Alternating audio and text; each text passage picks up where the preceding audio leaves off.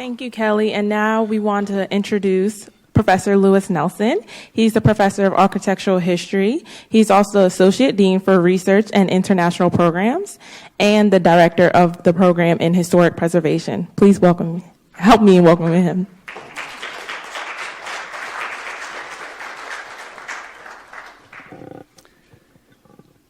It's a great pleasure to be here today and a real honor to contribute to such an incredibly important conversation for our university community.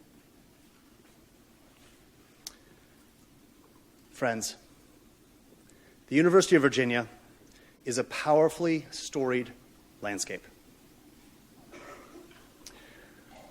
We are rich in monuments.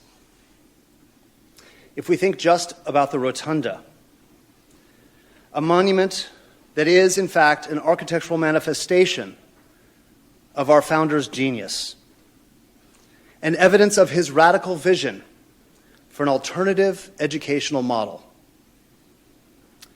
That building reminds us daily of his commitment to designing a university situated to training an educated citizenry, properly equipped to sustain his radical political experiment that was the United States.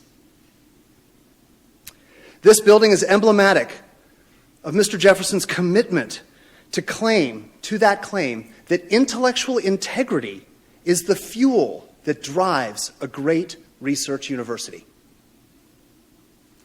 These messages in this building are so potent, so recognizable, that the rotunda alone serves as the emblem of the university. A single icon and image stands for a building and for an extraordinarily powerful message. Our storied landscape has other markers and monuments.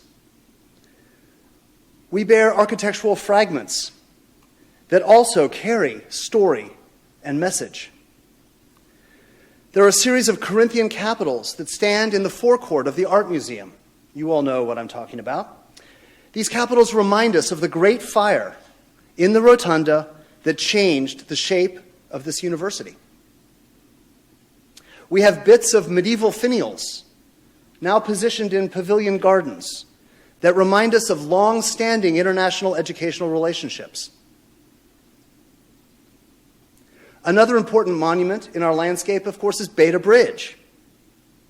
Beta Bridge functions, as I drive over it every morning, as my daily headliner. By the way, it's Dean Roberts' 50th birthday today. Happy birthday, Greg.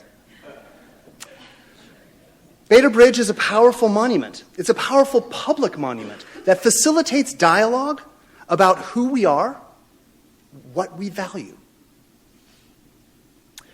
We also have monuments in the form of painted Zs, 7s, and IMPs.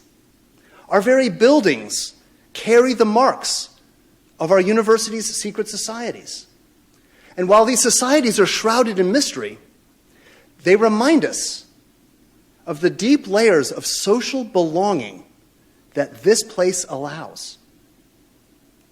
These painted monuments remind us that the university shapes our identities in powerful ways by reminding us who is included and who is not. These are just a handful of examples. There are many, many more. But these examples lay bare the claim that our beloved grounds shape our identity. Our grounds and our monuments and our markers are the memories that tell us who we are. These grounds also have the potential to signal who we are not. Or more powerfully, they can remind us who we do not want to be. The University of Virginia was a landscape of slavery. Full stop. This is an irrefutable historical fact. It's a real part of our identity. It is not going away. Slavery is an incredibly difficult landscape to identify.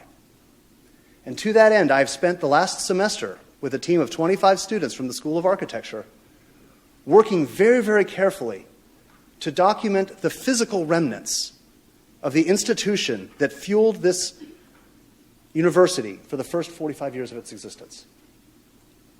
My students, with the permission of the Office of the Architect and support of the Facilities and Maintenance, have been climbing through attics, analyzing cellars, crawling through those chambers underneath student rooms, the student rooms on the lawn, climbing in the attics of the hotels, looking for the physical remnants of the transformation of these marginal spaces as they were occupied by, lived in, became places of labor and habitation for the numbers of enslaved African Americans who were the backbone of this institution and its structures.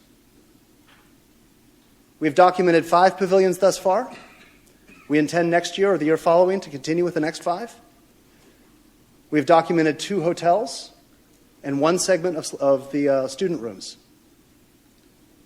The material and physical legacy of our history of slavery is imprinted in our landscape.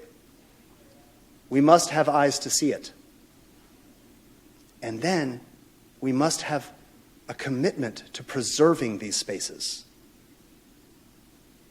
It is fine for us to preserve the grand rooms of the pavilions. I will be the first to argue for that. We must also preserve the spaces where the laboring force fueled this university day in and day out, day in and day out. We have a preservation responsibility. The University of Virginia was a landscape of slavery. Complicit silence on this fact can become an institutional embarrassment. The absence of this part of our story in the materiality of our beloved grounds signals our embrace of mythology, the delusional construction of our own identity. We are America's top-ranked public institution. Jefferson would be very proud of who we are and what we have accomplished.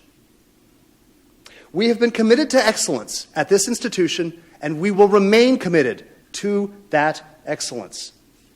But in this moment, in this historical moment, we are faced with 2 choices.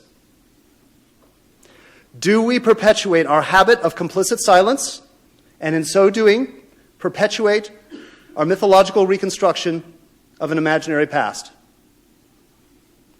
Or do we embrace intellectual integrity, shed the mythology, and replace it with history, and follow Mr. Jefferson's own direction? We are not afraid to follow truth wherever it may lead, nor to tolerate any error so long as reason is left to combat it. Slavery is our past. It is our truth. We must not err by avoiding this reality of our past and our present, and we need a reminder for our future. Thank you very much.